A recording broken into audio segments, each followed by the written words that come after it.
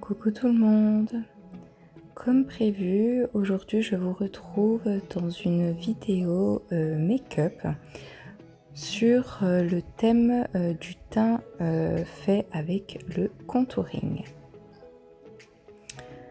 Donc là vous allez voir comment je fais du contouring sur moi, donc le contouring qui est approprié à la forme de mon visage, parce que bien sûr chaque forme de visage a un contouring bien spécifique.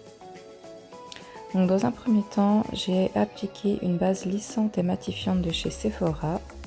Et vu que c'est le genre de maquillage où on met beaucoup de matière, je prends une base hydratante et lissante de chez Révolution au niveau de mes yeux. Je suis entre deux teintes, donc je prends le fond de teint de Je m'aime Maybelline, le dernier. Donc là, le petit moment pas très drôle que j'ai eu, il y en avait partout. Bref, donc du coup, je mélange les deux teintes, je fais vraiment moitié-moitié. Et après, je l'applique avec mon Beauty Blender. Donc en général, pour ce genre de teint, il vous faut des fonds de teint vraiment couvrants. Hein. Celui-ci de Je m'aime Maybelline, il est vraiment top et il tient super bien. Vous allez voir, ça va unifier tout mon teint. On voit quasiment plus mes taches de masque de grossesse, que vous savez, si vous me suivez depuis longtemps, que je suis très complexée. Et là, on voit quasiment plus rien. Donc là, je sors ce qui va me servir pour sculpter, ce qui va me servir pour mon blush, ce qui va me servir comme highlight, et pour finir, ce qui va me servir pour illuminer. Et oui, ça en fait du matériel. Hein. Je vous dis, c'est vraiment des maquillages qui sont très travaillés et qui ont beaucoup de matière. Hein. Donc là, je vous avais fait la petite mise au point de l'anti-cerne chez Tarte, le Shape Tape, c'est le 20B. Je vais m'en tartiner partout sur les zones où j'ai besoin d'illuminer par rapport à la forme de mon visage.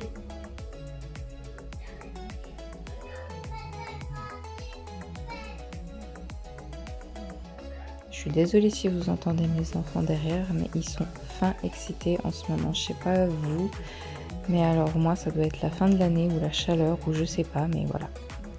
Là je prends mon stick pour faire ma structure.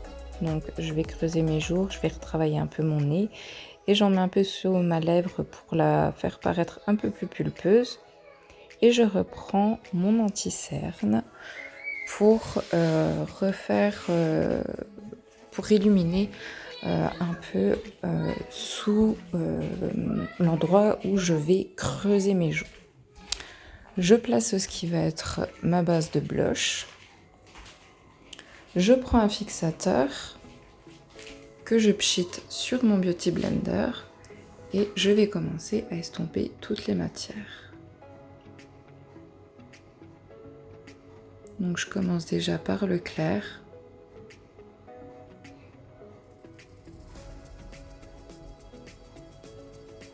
Donc moi je mets du fixateur parce que je trouve que ça aide à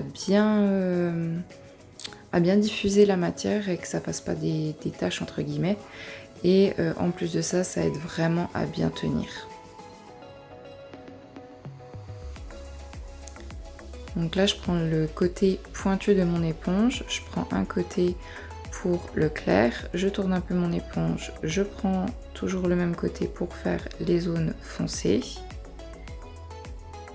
Donc là, il faut vraiment rester bien précis parce que c'est vraiment... il faut vraiment limite que ça fasse une barre. Bien sûr que ça soit flouté, mais que ça fasse une barre pour que vraiment ça me creuse la joue. Vous voyez, là, c'était un peu trop descendu à mon goût, donc je suis revenue étirer mon clair. Je fais le contour de mon nez. Et là, je vais reprendre le côté où j'avais pris pour appliquer mon fond de teint et je vais venir faire pour le blush.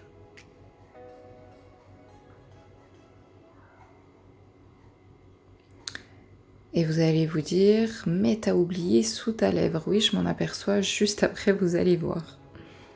Là, je prends un highlighter de chez Nocibé.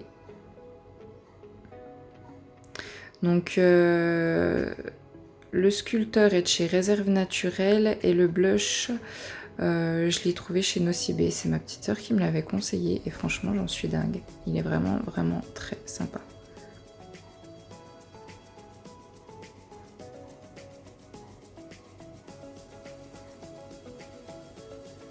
Et là, je vais venir poudrer avec ma poudre de chez Huda Beauty, donc c'est la teinte banana. Le dessous d'œil, je prends mon éponge côté pointe et côté propre. Et ensuite, je vais venir poudrer le reste de mon visage avec ma petite houppette de chez Linda Alberg, comme d'habitude. Bon, c'est vrai que ça fait longtemps que je vous ai pas fait des teints comme ça. Et là, je me rends compte, heureusement, j'avais pas beaucoup poudré, donc j'ai pu revenir avec mon Beauty Blender et venir enlever la marque que j'avais fait. Vous voyez, je rigole toute seule de mes bêtises.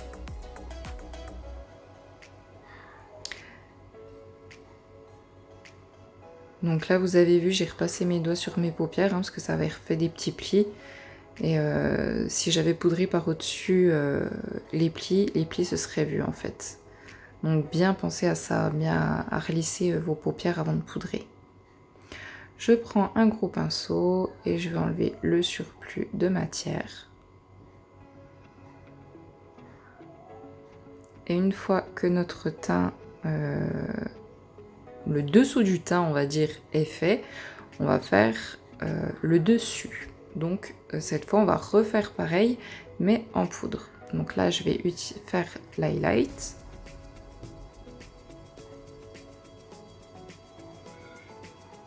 Ensuite, si je ne me trompe pas, je vais prendre la teinte claire sur mes zones que j'ai illuminées avec mon anti-cerne.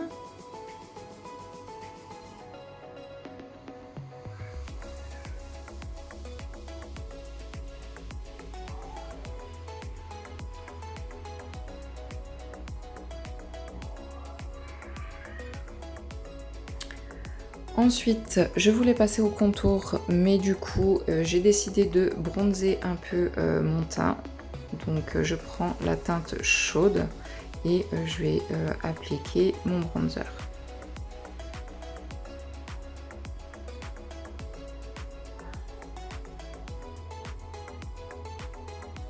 Maintenant, je prends la teinte qu'il me faut pour refaire sur les endroits où j'ai sculpté mon visage avant d'avoir poudré mon visage.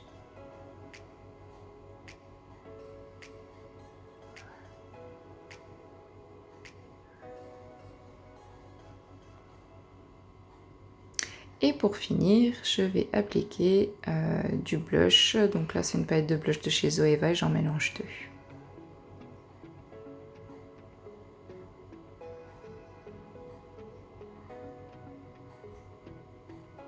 Donc ça, c'est vraiment le genre de make-up qui va être pour les teints parfaits, tout lisses, peau de bébé, et qui va être beaucoup utilisé dans les make-up, les Arabian make-up, je crois que c'est comme ça qu'on dit.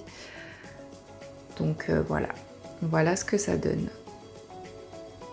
J'espère que cette petite vidéo vous aura plu, ça faisait plusieurs fois qu'on me la demandait, donc voilà, je vous fais des gros bisous et je vous dis à bientôt.